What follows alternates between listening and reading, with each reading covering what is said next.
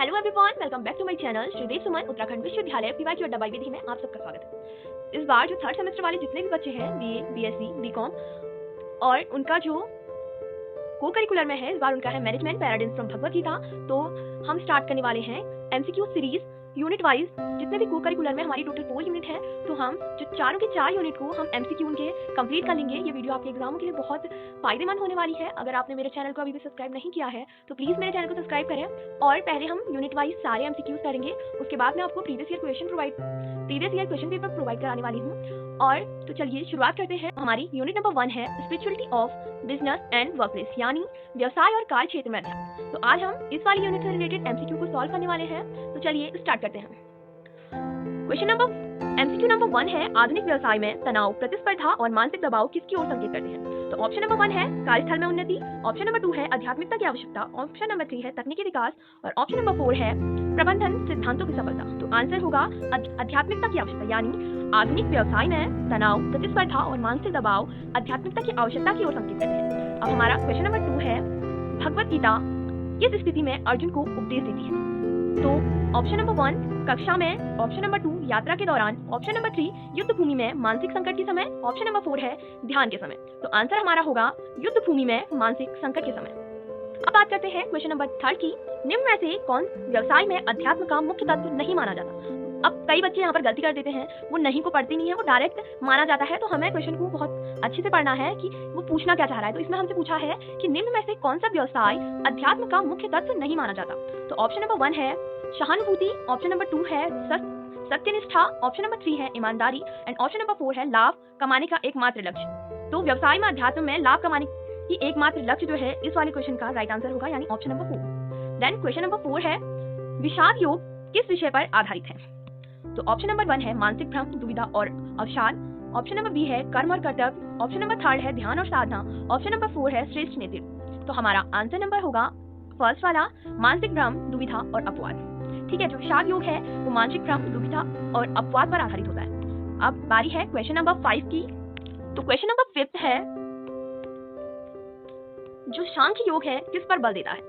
तो option number 1 है भावनाओं के आधार पर निर्णय, ऑप्शन नंबर बी है विवेकपूर्ण और बुद्धिमान निर्णय, थर्ड है केवल परिणामों पर ध्यान, ऑप्शन नंबर 4 है प्रतियोगिताओं में जीत। तो हमारा आंसर जो होगा वो होगा हमारा ऑप्शन नंबर 2 विवेकपूर्ण और बुद्धिमान निर्णय, यानी जो सांख्य योग है वो विवेकपूर्ण और बुद्धिमान निर्णय पर बल देता है। और इसकी योग का मुख्य संदेश क्या है। आराम करना, दूसरों का काम करना, फल की चिंता किए बिना कर्तव्य पालन करना या केवल पूजा पाठ करना। तो option number C is right, फल की चिंता किए बिना कर्तव्य का पालन करना। तो कर्म योग का जो मेन संदेश है वो है फल की चिंता किए बिना कर्तव्य का पालन करना। अब आ रही है क्वेश्चन नंबर 7 की। ज्ञान योग किससे संबंधित है। जो ज्ञान योग है वो किससे संबंधित है, शारीरिक शक्ति से, धन संचय से, सच्चे ज्ञान का महत्व से या कर्म ज्ञान। तो option number C is right, जो ज्ञान योग है वो सच्चे ज्ञान का महत्व से संबंधित है, यानी हमारा ऑप्शन नंबर 3 जो है वो राइट हो जाएगा। अब हम बात करते हैं क्वेश्चन नंबर 8 के ऊपर।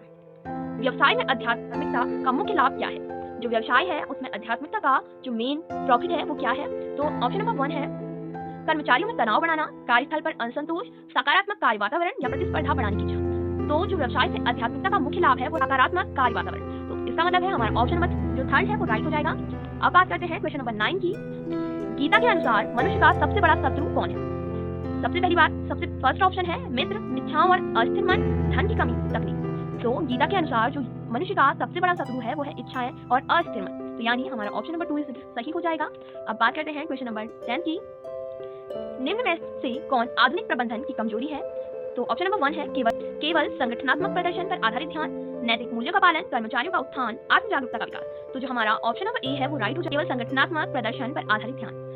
तो जो आधुनिक प्रबंधन की कमजोरी है वो है केवल संगठनात्मक प्रदर्शन पर अत्यधिक ध्यान देना। अब क्वेश्चन नंबर जो हमारा 11 है वो है व्यवसाय में आध्यात्मिकता की जरूरत क्यों पड़ी। तो अब देखो मैं सारे ऑप्शन नहीं पढ़ूंगी, जो मेन जो आंसर है मैं उसको फटाफट पढ़ दूंगी और आप देख लेना मेन वाला। और यहाँ पर लिखा भी है कि कौन सा क्वेश्चन का कौन सा वाला आंसर जरूरी है, मैं मतलब राइट है तो मैं फटाफट टिक करते चलूंगी क्योंकि वीडियो बहुत लंबी हो जाएगी फिर। और केवल मैं राइट आंसर पढ़ूंगी और आप बाकी का देख लेना, फटाफट मैं टिक लगाते चलूंगी, ठीक है। तो व्यवसाय में आध्यात्मिकता की जरूरत क्यों पड़ी, तो इसका आंसर राइट होगा बी वाला, कर्मचारियों में नैतिकता और संतुलन विकसित करने के लिए, ठीक है। अब क्वेश्चन नंबर 12 है कर्मयोग के अनुसार सफलता का मुख्य आधार क्या है। तो आंसर होगा ऑप्शन नंबर सी, यानी 3 मेहनत और कर्तव्य निष्ठा। जो कर्मयोग के अनुसार सफलता का मुख्य आधार मेहनत और कर्तव्य निष्ठा है। अब है क्वेश्चन नंबर 13, गीता के अनुसार श्रेष्ठ नेता कौन होता है। तो option number B is right, जो स्वयं आदर्श बनकर कार्य करे। आप क्वेश्चन नंबर 14 है, कार्यस्थल में सकारात्मकता किस योग के सिद्धांत पर आती है? तो इसका राइट आंसर है कर्म योग यानी ऑप्शन नंबर सी। कार्यस्थल में सकारात्मकता कर्म योग के सिद्धांत से आती है। अब क्वेश्चन नंबर 15 है, यूनिट 1 का जो केंद्रीय संदेश है वो क्या है? व्यापार। तो option number B is right यानी सेकंड वाला राइट हो जाएगा। प्रबंधन में आध्यात्मिकता जैसे मूल्य को शामिल करना। अब बारी है क्वेश्चन नंबर 16 की, यदि कोई कर्मचारी परिणाम की चिंता छोड़कर ईमानदारी से कार्य करता है तो वह कौन सा सिद्धांत अपना रहा है?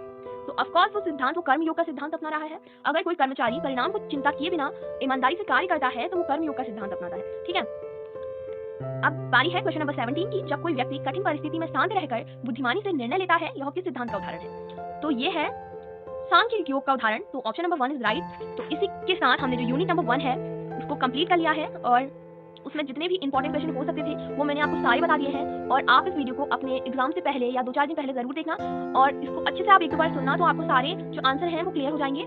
और अगर आपको मेरी वीडियो पसंद आती है तो प्लीज लाइक करें, शेयर करें, कमेंट करें और सब्सक्राइब करना ना भूलें। तो मिलते हैं नेक्स्ट यूनिट के साथ यहीं पर ही, तब तक के लिए बाय बाय, टेक केयर और पढ़ते रहिए, आगे बढ़ते रहिए and best of luck for your exam and bye.